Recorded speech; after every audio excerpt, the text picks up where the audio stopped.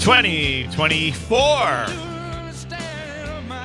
If it's 7 o'clock on Saturday morning, it's time for This Week in Waukesha. I'm your host, Downtown Donnie Brown, coming to you live and local from the office of former Alderman Don Paul Brown here in the old NAMI building in the Walk Radio Studios. Probably should have said that first before the old NAMI building, but we're here at 217 Wisconsin Avenue, right around the corner from Theodore Youmans Park, where we are proud to honor our suffragette heritage here in the Shaw. And I am joined, as always, by my faithful and quite expert producer, Anastasia, or Anya for short. How are you this morning, Anya? I'm good, Don. How are you doing? I'm fantastic. And she is also with the chief of staff here in the office of former Alderman Don Paul Brown, Johnny Watermelon. Johnny's going to do doing some work with Anya and getting to know. Morning, Don. How are you doing? Good, Johnny. Love that mustache. Looking good.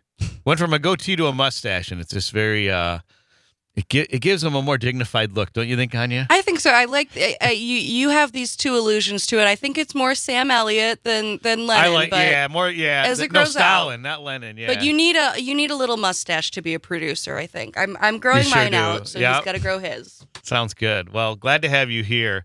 And then today's guest made a brief appearance on Small Business Saturday to promote Giving Tuesday on behalf of her mission, the food pantry serving Waukesha County.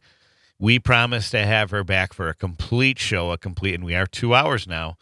And here she is, the newest executive director of the food pantry serving Waukesha County, Lindsay Johnson. Lindsay, good morning. How are you today? I'm doing just great. Thank you so much for having me on to the show today. You bet. And fair disclosure, I'm on the board of directors for the food pantry, so it's a great chance for us to do some housekeeping and get some business done. So we're really honored to have you here. And now, tell us about yourself, Lindsay. Sure. So I was born and raised in Lodi, Wisconsin. Oh, Lord. Sorry. Stuck in Lodi again. Kind of like that. But no, now you're stuck in Waukesha. Now I'm in Waukesha. So born and raised in Lodi, Wisconsin, and then I went to the University of Wisconsin, Stevens Point, where I got my Bachelor of Science degree in Public Administration and Political Science. Fantastic. And after that, I decided I wanted to go into kind of local government management, and so I went to the University of Kansas in Lawrence, Kansas, for their master's program. That's it. You're off the show. No, I'm kidding. I'm sorry. Only joking. They've got an excellent basketball team, I hear. Yep. No, I still have some bitter memories of 1986 when my Spartans lost to the Jayhawks in overtime. And before the clock stopped for like 10 seconds and the game was going on, and the Michigan State coach was screaming, and they never took the time off. And Kansas tied it at the last second and then won in overtime. So I'm still very, very bitter about that. You know, talk about I have that Irish amnesia. I forget everything but the grudge. But no, Kansas, great school, great program. Can't say too much bad about the Jayhawks. And obviously you had a great education there. So great education and a wonderful time in the Kansas City area. I had an opportunity to work for the city of Liberty, Missouri for about 3 years. And very that was cool. A great community. It's a suburb of the Kansas City area. Neat. And then I ended up getting married and moving back to Wisconsin, and I moved to Nice. Waukesha. So I worked for Waukesha County for about 17 years in different capacities. I Sure. started as a budget analyst, and then a business manager for the Sheriff's Department, and then a business services manager for the Department of Administration. All the while, I was volunteering with the food pantry. So I started volunteering during my tenure at the county, and I loved the organization, the passion that the employees have to serve the community, and then also the other volunteers are really dedicated as well, and so I really enjoyed my time there. Sure. So when Karen Treadwell, our former executive director, retired, I decided to throw my hat in the ring for that position. So I started there about 4 months ago. Wow, that's exciting. Yeah, it's been a great time. I've loved it. You know, I want to emphasize one point. You started as a volunteer. How long did you volunteer there for? About 14 years. Wow. It's the point I'm alluding to, because you're not the first executive or director level professional of a nonprofit that I met that cut his or her teeth as a volunteer with that organization. And so another important reason to volunteer is not only obviously the service to the community and your passion for the mission, but if you have professional skill sets, that experience as a volunteer can lead to a professional opportunity And I imagine, I mean, obviously there's a learning curve because you're you're the executive director, and so you have a higher, what do they say in HR, accountability for error. But the fact that you were there on the ground level and you understood maybe a lot of the nuts and bolts of the organization and the work required gave you some kind of, a certain amount of expertise. Absolutely. Understanding how we provide the services that we provide and kind of having a true passion for the mission has really provided a lot of direction to me in taking this role on. Sure.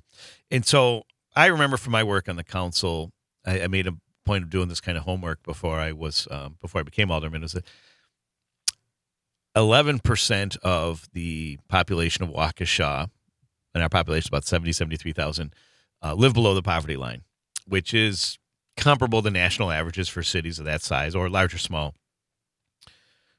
But in my experience so far with the pantry, I've noticed that it isn't just lower income families that are recipients or qualified recipients of the food they provide. It's working individuals.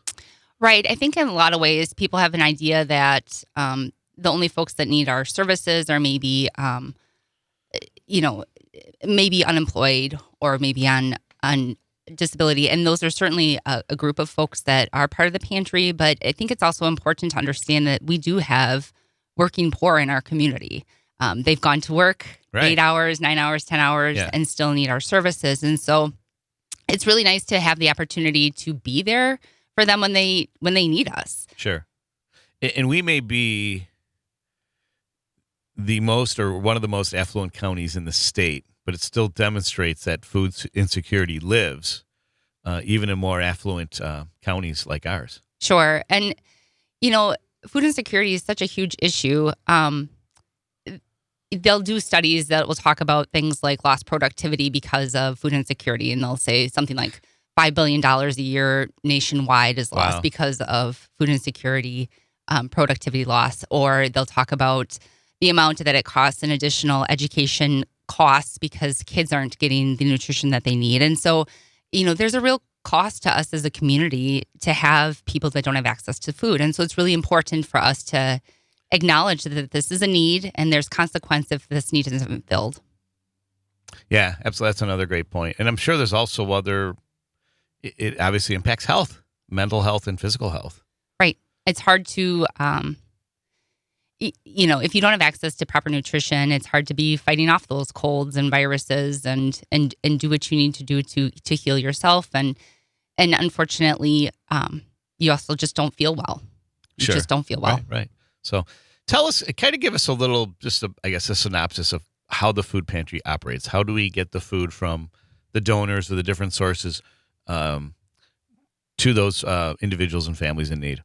Sure. So we get food from really 4 different areas. So the first area that we get food is our food recovery area. So food recovery is really kind of a win-win-win situation for us as a community, because what happens is there's food that ends up in a grocery store that the grocery store isn't able to sell. The food's perfectly fine, but for one reason or not, it didn't sell by their freshness metric, or maybe as it's getting close to the best by date. And so they want to move that food through so they have room for the newer, fresher food. And so what we do is food recovery allows us to glean the perfectly fine food and make it available for our clients. So that's one way that we get food is from a lot of our grocery stores. Nice. Another way that we get, and this is a huge win for us though, because if we're not taking this food ends up in a landfill, right? So unfortunately there's a cost to us as a community for that. Sure. The other way that we get food is we have something called the Emergency Food Assistance Program. So that's called TFAP. And so basically the USDA has some food that gets allocated as kind of emergency food. And we have access to that food that we're able to serve to our clients as well. So this is maybe milk or fresh produce, whatever that looks like, we're able to provide food for free from the USDA. Another way that we get food is we have food drives. Okay. So a lot of our businesses, churches, schools will take the initiative and do food drives. And so they're able to generate food. And that's a great way for us to provide free food to our clients as well. And then lastly, if we're not able to secure food in those 3 ways, we buy it. So part of our budget goes towards purchasing food, especially fresh food, things like milk and eggs, meat, things that maybe we can get at a lower price because I'm not buying a carton of eggs, I'm buying pallets of eggs. Sure. So it's understanding that there's a scalability to that. And there's some savings that goes along with that. A lot of logistics, yeah. We're taking your calls this morning on This Week in Waukesha, 844-967-2789. Did I get that right, Anya? It sounded right to me. No. I'm still, as we've adjusted from a 1 hour show to a 2 hour show. And in the 1 hour, I never got a lot of calls. So we just know now that we're a 2 hour show, want to emphasize 844-967-2789. Fantastic, Anya. Wait, so yeah, any questions you have for Lindsay Johnson and the food pantry? And so I apologize. Continue, Lindsay. Sure. So those are the main ways that we get our food. And so once we secure our food, we've got folks, we rely really heavily on volunteers to help us with running our organization. So one of the things I like to comment on is my workforce is really a workforce of 10. I've got 8 full-time people and 2 part-time people. And so to run our operation, it takes much more than 10 people. And so we've got folks that are able to use the food that's coming in. They're sorting through it. They're gleaning through it. They're making it ready for service to our patrons. And then basically, we provide services to clients that are income eligible. And they have, they're able to secure food a couple of different ways. So, well, the food pantry serving Waukesha County is what we call a full choice pantry. So what that means is families are able to come in 6 days a week from 1 to 3, Monday through Friday. We also have hours Monday evening, and that's from 6 to 8. And then we also have hours on Saturday. I believe it's 9:30 to 11:30. And what they're able to do is they're able to do a full choice shopping experience. So it's almost like we're their grocery store. So of the food that we've got available, they're able to select the items that their family are going to enjoy. So that's our most popular food pantry shopping experience. Neat. We also have something called Express, which is useful for folks who might not have as much time for the full shopping experience. So, for example... Sounds good. Let's put a pin in this real quick because we've got some important community messages, but more on the food pantry with Lindsay Johnson, new executive director. Don't go away. And Joanna Adamicky from Parks and Rec is my guest next week to talk about Jamboree coming up. Don't go away. So much more to unload here on This Week in Waukesha.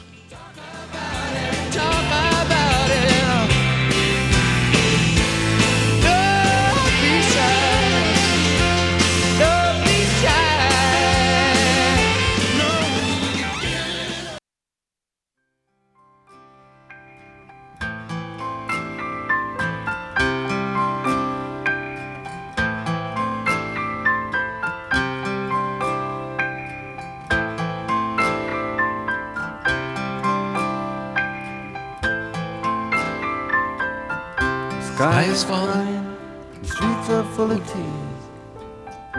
Rain come down, wash away my fears and all this. We're going to let this one play out a little bit. Oh, I can read between the lines. Rain come down, forgive this dirty town. Rain come down, give this dirty town a drink of water.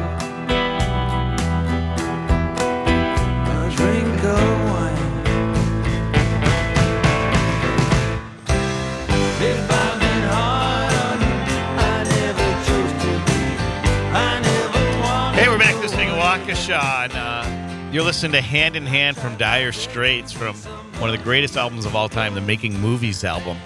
And that goes out to one of our regular listeners, Dave, out in West Allis, a big fan of the Shaw and all things happening here. And Dave, that goes out to you and to your sister, Kathy, whose birthday is coming up. And she is fondly remembered a couple of years after her passing. Very fond. So, yeah, thanks for listening and for all you do, Dave. And we're back here with Lindsay Johnson. I almost said Lindsay Wagner, the Bionic Woman. Lindsay Johnson, the Bionic Food Pantry superstar.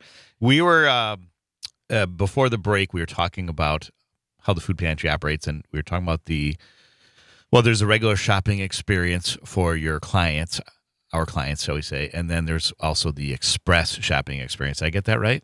That's correct. So what express shopping is some of our clients would prefer a pantry experience where they might not have as much in-person contact, or maybe they have more limited time to go through the pantry. Sure. experience. And so what we do is with Express, they might not be picking out every single item that they're getting, but they're able to pick out the main things. So they're able to let us know if they want milk or let us know what type of meat they want.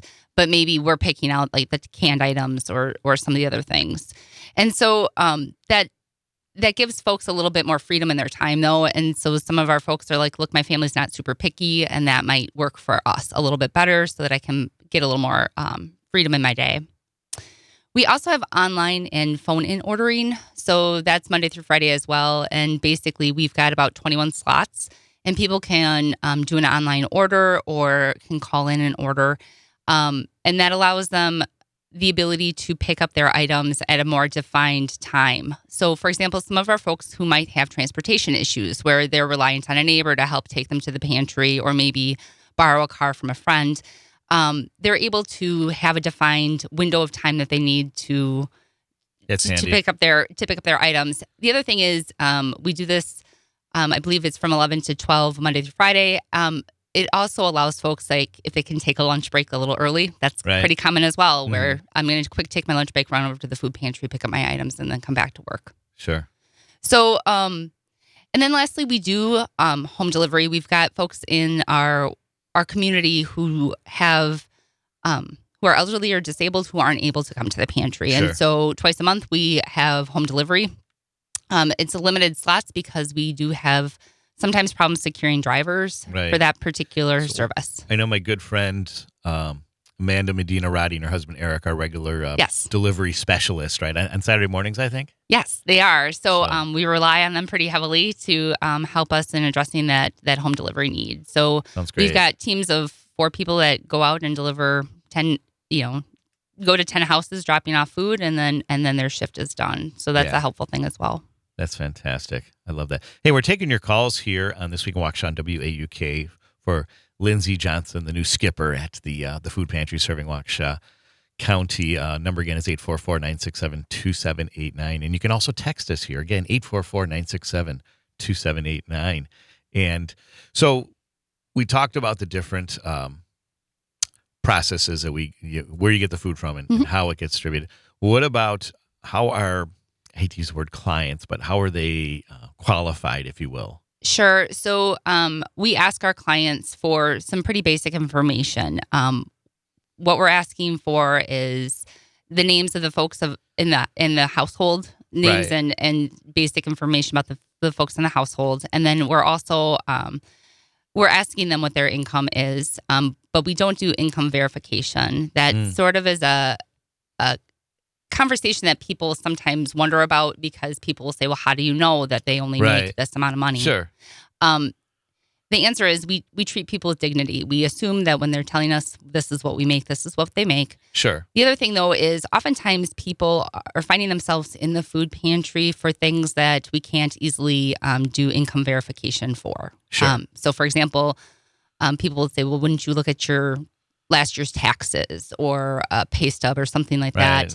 Sometimes what has happened, though, is the situation has changed since the taxes happened. Somebody got sick, or maybe the job has reduced hours, or maybe whatever. And if some of these clients are homeless or transient, it's not like they're carrying the big metal file cabinet with their previous year's taxes along with them. So it's really we ask those kinds of basic questions, and then we sign them up for service. Sure. And I know, like, one of the big jokes about the Milwaukee area is people will call it, especially in the donor community, they call it small Waukee, because everybody knows each other in this what is a pretty big metro area. For sure. And I'm sure it's the same in Waukesha. It'd be hard for someone to get away with scamming the food pantry when they're not food insecure. And the reality is, the clients that we're seeing have done pretty much everything they can to make this work before taking this step. I mean, there's a lot of folks that come in and say, we lost a job. We've been trying to make ends meet. Things aren't just not going very well. And we've done X, Y, and Z to try to tie these finances together, and they're just not working. So we need your help. So oftentimes, there's an opportunity for us to try to build people up and say, look, we're here as long as you need us. We're happy you're here. Sure. So that's actually part of the reason why I've really enjoyed working for the food pantry, is really this is your opportunity to build people up who might need a little bit of building. Right. Yep. That is true. So in the 2 minutes we have before our next community messaging segment, how big a role would you say the volunteers play in the mission? The volunteers are huge. So we have about 30 people a day who are volunteering for our organization. And so I don't think people understand the scope of the volunteer base that we have. But if I were to pay these folks, it would be hundreds of thousands of dollars in addition, additional costs that we just don't have the funds for. So I'm forever grateful that I have a really very loyal and dedicated team of volunteers who come in incredibly regularly. Mm-hmm. So that's really, they're my workforce. Sure. So my staff are really kind of providing direction and maybe have the special skills that we need to unload trucks or maybe to organize food recovery. But my volunteers are the ones that are doing all the work. So they're my workforce. Sure. Sounds good. Well, this is our shorter segment, so we're gonna stop for some very important community messages. But we have so much more to talk about with Lindsay Johnson here on This Week in Waukesha, and some community news, especially some sports.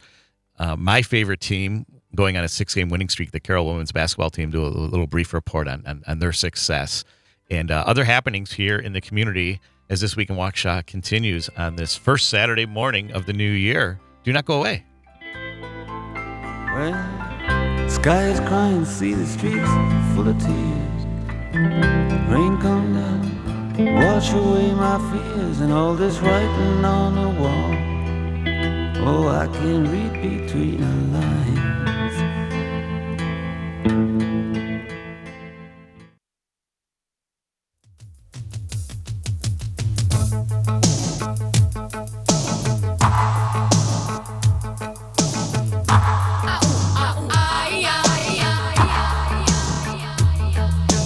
Living on free food tickets, watering the milk from a hole in the roof where the rain came through. What can you do? Tears from your little sister, crying because she doesn't have a dress without a patch for the party to go. But you know she'll get by, 'cause she's living in the love of the common people. Smile from the heart of a family man. Daddy's gonna buy you a dream to clean. Hey, we're back This Week in Waukesha, and that is Paul Young with Love of the Common People. Do you remember that song, Lindsay? Oh, you're younger than me, so probably not. But one of the classics from the 80s. And for those of you watching the live stream, you saw me mimicking Paul Young and his background singers from the MTV video. That was classic. And talk about someone living in the love of the common people and just, all people in need. My good friend, Lindsay Johnson, the new executive director of the Foods Pantry serving Waukesha County. Gosh, that's a long one. But we can just call it the Food Pantry, right? Or Waukesha Food Pantry. That sounds great. So, it is a long one. Yeah. And, you've been in for 4 months, so we can't necessarily call you new. Well, I guess we can. I think I'm still pretty new. You get that honeymoon, first year and so on. Well, and as I've seen in the committee meetings and there's a lot of work to be done. There is a lot of work. I mean, I think in a lot of ways, what we're seeing as an organization is that food insecurity in Waukesha County is increasing. And so what that's doing is it's driving the work that we need to do as a community to serve the clients that need our service. I mean, sure. So like when we were looking, so 2023 just closed. So we were looking at kind of statistics, year-over-year statistics. So like to kind of put things into perspective, in 2021, we had about 18,000 client visits, 18,100 client visits, somewhere around there. This past year, we had about 34,500. Wow. Okay. So, I mean, that's about a 91% increase. Sure. In the number of client visits. And so we routinely have 115 people that are coming through the food pantry every day for help. So, and I want an opportunity not to necessarily take that first question back, but to elaborate on it. You're succeeding Karen Treadwell for 26 years. Mm-hmm. Very passionate, very effective leader and very well respected and loved. And so what I meant about work to be done, it wasn't anything that Karen missed, but just that the need for the pantry services continues to grow. Absolutely. She really has set up this organization well to address that need going into the future. And so I'm forever grateful for that help. because it allowed me to take over an organization that was very well run. But we still have a lot of folks in our community that are needing food pantry services. And so I'm excited about the challenge. I think that as a community, we can do a lot of things to make serving our community members better. So I'm looking forward to that. Sure. And in the last segment, we were talking about the importance, the work that your volunteers do. How many total volunteers do you have, if you could guesstimate? So we had this number through October, but I didn't have a chance to pull it for the end of the year. So up until from January to October, we had about 350 volunteers that had done about 41,000 volunteer hours. So that's a lot of volunteer time. Can you repeat the volunteer hours again? About 41,000. Wow. Right. So that's a lot of time. It really is. Yeah. One of my nonprofit clients, I helped with a volunteer appreciation lunch that was held for them. And one of my contacts that's involved in finance had mentioned that the bill for that lunch was like around $13,000, which you think, wow, that sounds really extravagant for a nonprofit. But their hours was similar to yours, about 40,000 and change. And even if you took the minimum hourly wage and you multiplied that, it's just like that. That's just that free lunch. Yeah. That thank you lunch was just a drop in the bucket. I'd be paying folks over $300,000 just through the hours through October. I mean, and wow. that's it. But here's the thing: that's at minimum wage. Yes. I mean, and a lot of these are skilled. These are folks that are doing pretty. They're doing work that is important work, and I don't know if I could get it done at minimum wage. Sure. You know, these folks are doing it because they've got the heart, and they want to help their community. So they're in it for the mission, not in it for the money. So that's what helps me do the work that we want to do. Wow. So how would you compare this work you're doing now compared with the work you're doing with the county? Sure. So one of the things I've always liked about public service is the opportunity to serve my community. I mean, that's what public service is. And so the nice part of working for the county is I did have an opportunity to serve my community. What the difference is when I was working for the county, I was knowing that I was helping serve my community, but not actually seeing the people I was serving. You know, I was a little bit more removed because I wasn't an actual service provider. When you're working in the pantry, you're seeing the clients that are coming through the doors. You're seeing the volunteers that are assisting them. You're seeing the people that you're helping. And so that's the big difference, is it's a more tangible experience, I think, to help our community. So it's also incredibly heartwarming to have the experiences that you have at the pantry. I'll give an example. We routinely get Boy Scouts and Girl Scout troops who come through the pantry so that they can get a tour of what we do. And so my clients or my staff did a Girl Scout tour. Sure. And one of the girls during the tour had decided that for her birthday, she wanted to do a food drive. So she was about an 8-year-old girl who decided that instead of getting birthday presents, she was going to ask all of her little friends to donate non-perishable food items so that she could donate them to the food pantry. I mean, that's an incredible story. And that really is. The mom came with her boxes of food and was so proud of her daughter. And, you know, we couldn't thank her daughter enough for being so generous in spirit to give back to her community. I mean, those are the types of things that is a little bit of a difference. Sounds great. Hey, we're taking your calls here and texts. I just received a text and I'm not able to answer it readily. So you're better off texting 844-967-2789. Appreciate the text from friends. And so, please just text the 800 number. That way Anya can respond to it and help us out there. Someone texted in that they're hearing you or maybe seeing you, which is fine. You don't have to see me, but if there is an issue hearing me, Anya's like, no, sounds good to me, and we can hear Lindsay okay, but we just want to make sure we got all that down. But also grateful for this input from the community. This is your show, and we want to make it about you and not me, although I'm pretty cool. No, I'm just kidding. But hey, also our guest on January 27th, and mark this, is Candace Strong. And this, I want to thank Luke Mathers, our head of operations or executive producer at Civic Media, for turning us on to this. Candace she oversees an organization called, and I want to read this correctly here. It's and Lindsay, none of you have heard of this. It's called Trisha's Troops Cancer Connection. It's a nonprofit organization that provides care to cancer patients during and after their diagnosis. It opened a new headquarters in Waukesha last year and is celebrating its 1-year anniversary. Candace she did this in honor of her sister, Trisha Wright, who was diagnosed with an aggressive form of cancer and passed away in 2012. And so they created Trisha's Troops in her honor to help other cancer patients through wellness, exercise classes, mental health support, nutrition, and more. So we're really excited about having Candace on the 27th. So tune in for that. And it's got to be pleasing for you, Lindsay, that there's other great nonprofits out there serving specific needs for specific people in the community, especially cancer patients.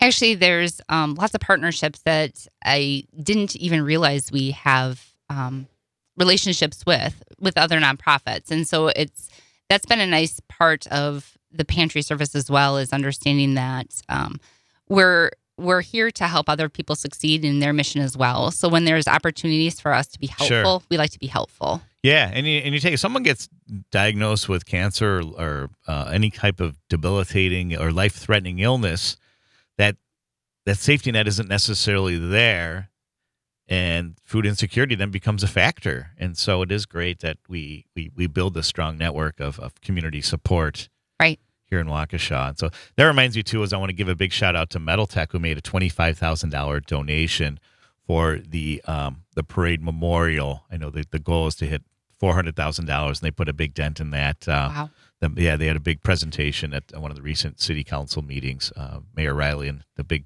and large. So that means so much to have that kind of support from our community, especially our business community. Mm-hmm. So that was big news. Hey, other news, too, is I want to give a big shout out to my good friend Rebecca Beretta, who works in Senator Tammy Baldwin's office. She paid a special visit on behalf of the senator to La Casa de Esperanza, and she was there to learn about the La Casa's weatherization department. I believe that visit was on Thursday or Wednesday, but her visit also included opportunity to learn more about the other amazing programs at La Casa. And Rebecca was also able to see the charter school in action and witness the passion that the teachers have for the students there and for their classrooms. So we want a big thank you to my friend Rebecca, and of course to Senator Tammy Baldwin for the close attention they're paying for our community. Rebecca's very passionate, like yourself, Lindsay, and really does a great job representing the senator and representing our interests and needs to the senator at the national level. So that is greatly appreciated. And going back to Candace Strong too, is if you do have a story to tell about Waukesha, please, there's if you go to civicmedia.us or to walkradio.com, there's opportunities to send an email in. And like I said, Luke Mathers, all the way at the top of the organization, sees these and says, hey, you guys should take a look at this. So very grateful for that. And do we have a caller on you? No. Okay. Working on some other things here. So anyway, so where were we? I know I keep throwing in some community business. So I wanted to. Sure. Partnerships. Sure. So one of the things that we do have, as I mentioned, we do have partnerships with other nonprofit organizations in the Waukesha community. So, and I'm pretty fortunate in that I work with an outstanding staff who are incredibly resourceful in finding maybe places for things that we might not have a use for, or it might not serve our mission. I'll give a couple of examples. We've oftentimes get donations of candy, especially after holidays, and stores need to clean out the shelf space to bring a new product. Right. Our folks, that doesn't necessarily serve our mission, so we don't serve that with clients. But my folks were able to reach out to the parade group, the Waukesha Christmas Parade, and see if they needed stuff. And so, very smart. It's a nice opportunity for us to do quick little partnerships, so that we're able to just kind of unload what we might not have use for, and they can certainly use it. I mean, what parade have you gone to where there wasn't a shower of candy? That's for sure. The other thing, though, is we do have partnerships with like the Hunger Task Force. They end up providing our stock box. And that's a program that we have at the food pantry that provides income-eligible seniors with additional food. So additional nutrition. And so that's a partnership that we have. We also work with Feeding America as part of the food recovery program, and then also accessing some of their food as well. And then we've got an interesting collaboration that we've been doing with the Community Action Coalition, or CAC. Since this past, I think it was probably maybe more like June or July timeframe, we've been the CAC TFAP hub. So what that means is there's the part of the emergency assistance food. The part of the emergency food assistance program is that they deliver food to nonprofits that qualify for that food, and CAC is the entity that does that for Waukesha County. What used to happen is the food used to get delivered to CAC, which is located in Madison. They would unload it from the truck. They'd repalletize it to the sizes of the nonprofits that they need to deliver it to, and then they would ship it over to Waukesha. It doesn't sound like a big deal, but actually it would take time to do that, and there were costs associated with the delivery. And so that's huge. They worked with us so that we could become their TFAP hub. So what happens now is all of the trucks come to the Waukesha Food Pantry for all of the nonprofits that qualify for TFAP food in Waukesha County. So we unload the trucks. We work with CAC staff in getting those repalletized for those individual nonprofits. Hey, we'll be right back on This Week in Waukesha. More from Lindsay Johnson from the Food Pantry. Don't go away.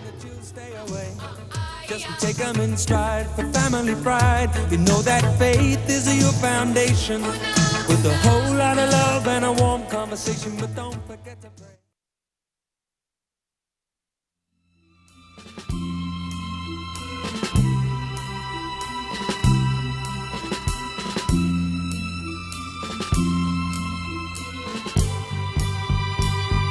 Seven lonely days and a dozen times ago, I reached out one night and you were gone. Don't know why you'd run, what you're running to or from. All I know is I want to bring you home. So I'm walking in the rain. Hey, we're back, and that's Kentucky Rain by Elvis Presley, whose birthday is tomorrow. He would have been 89. But for those of you who still believe he's alive and have been driving a truck for years out of Kalamazoo, Michigan, if you are there, happy birthday to the king.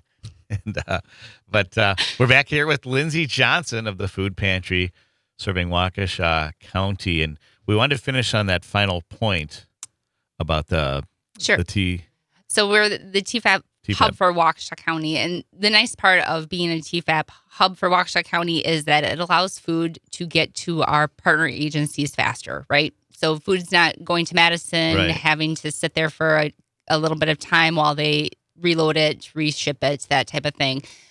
It's a benefit to all of our organizations because they get a little more useful life out of the food. It's also a benefit to CAC because they're not having to pay for the shipment part. And so it's really looking for those opportunities to collaborate to really benefit the overall Waukesha County community. Sounds great. Hey, then you also mentioned a good point was like during the holidays, you got a lot of candy from the stores. And it brings me to this. There's always been this discussion about food deserts and more in urban areas where healthy food's not accessible to people, that sometimes it's two different sources of transportation. And I don't necessarily believe that that's the case in Waukesha, though, again, it's a very big city geographically, so it could be. But what I've also in my own work learned is that instead of food deserts, a lot of these areas have what are called food swamps, where you go to the local gas station or there's the fast food store on every corner, but the gas station's going to have the high sugar or high salt items, and that's not necessarily the healthy food item, but those are like the most immediate shopping choices for lower income families or working families even. And so there's a lot of work that has to be done from your end, I believe, from your staff and volunteers in terms of identifying healthy food options that are available to these families. Sure. A lot of times what folks will wonder or ask, what should I be donating? What are the things that you need? And one of the things that we put on our website and the things that we are looking for are healthy, nutritious options. So we're looking for the cereals, but it's the cereal that doesn't have, tons and tons of sugar. Yeah. We're looking for things that are going to be healthy options for our clients because some of our clients have diabetes. Some of our clients have, health-related problems that food could either help solve or they can make worse. Yeah. So we're looking for options for them.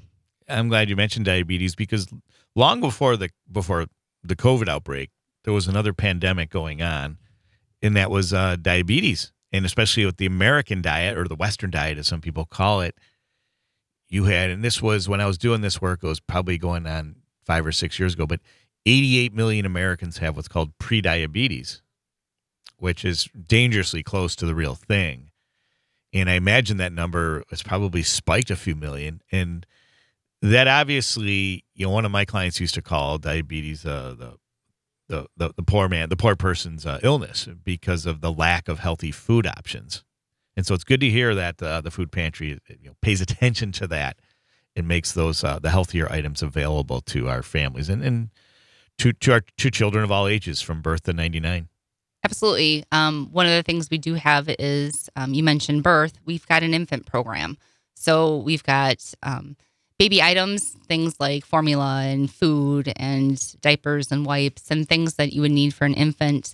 And we make those routinely available to our families that have an infant and have that as a need. Because if you think about it, those are expensive items. And sure, much like food, it's a consumable. You need to replace it. Love it.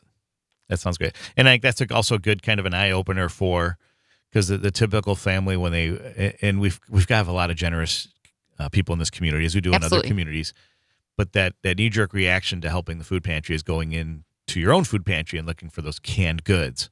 And some of those things are great, but like that baked beans could have a lot of added sugar in it, or there are different items that, and it is a good thing.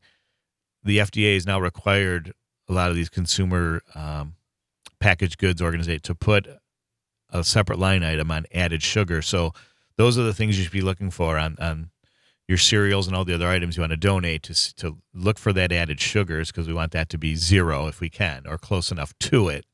Because you made a good point that cereal now, since the 1940s, is low-fat dessert in terms of your choices. And you need to be eating more Cheerios out there. That's my shameless plug. There you go. So, but yeah, so is there literature or on your website and maybe in your collateral that kind of educates donors on identifying the specific needs? So we have it on our website and we routinely update it. What folks will say is it looks very similar to what it looked like 2 months ago, but right.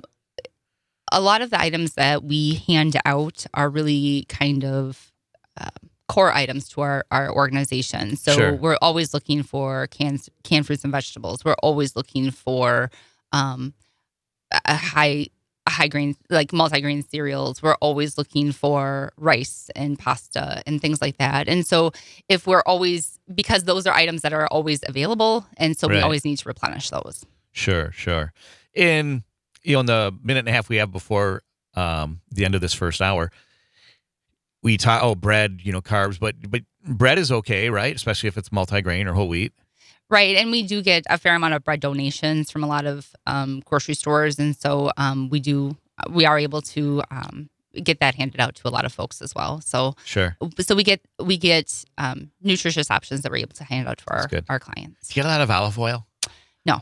Okay, because I think that would be a great choice to have for families instead of butter. It's a healthier choice. Sure. For sure. And we don't buy butter. Sometimes we do get butter. Yeah. Sometimes we get butter that is available, but that's not something that we make as part of our core offering. Sounds great. Terrific.